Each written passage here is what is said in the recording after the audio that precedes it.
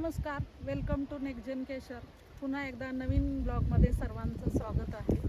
तर बरेच प्रश्न आले होते, यूट्यूबला पण आले होते आणि इंस्टाला पण आले होते की मॅडम डिंक्या रोगाची गमोसिसची काही माहिती असेल तर त्याबद्दल एक व्हिडिओ करा.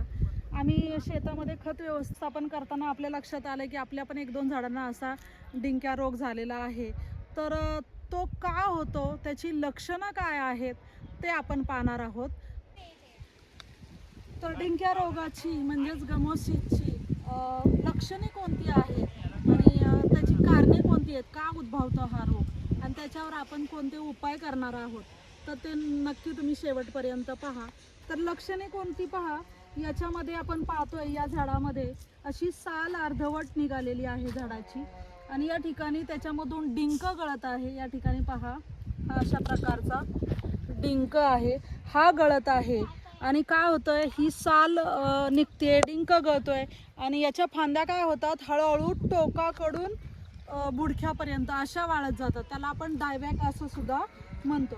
तर ही ह्याची झाली लक्षणं.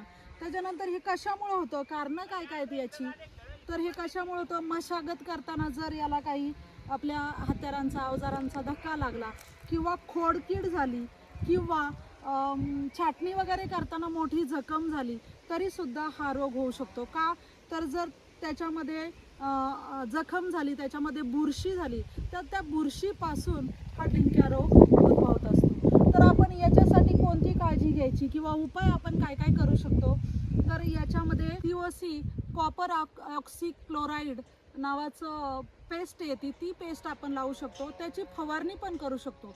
परंतु त्याच्या आधी जो डिंक याच्यावर असतो ना, तो चाकूने व्यवस्थित खरवडून टाकायचा आहे आणि मग COCची पेस्ट याला लावायची आणि त्याच्यानंतर त्याची फवारणी म्हणजे आळवणी आणि फवारणी हे दोन्ही तुम्ही करू शकता. तेव्हा तो डिंक्या रोग आटोक्यात येऊ शकतो. असं बघा, पार सालीपासून काळपट असं पडलेलं असतं, आतल्या बाजूने सुद्धा साल अशी काळी निघालेली असते आणि सगळी साल याची निघत पूर्ण साल याची निघत आलेली आहे पहा. तर हे केल्यानंतर आता हे COC लावल्यानंतर आम्ही हे डिंक सगळं खरडून काढणार आहोत आणि त्याला COC लावणार आहोत.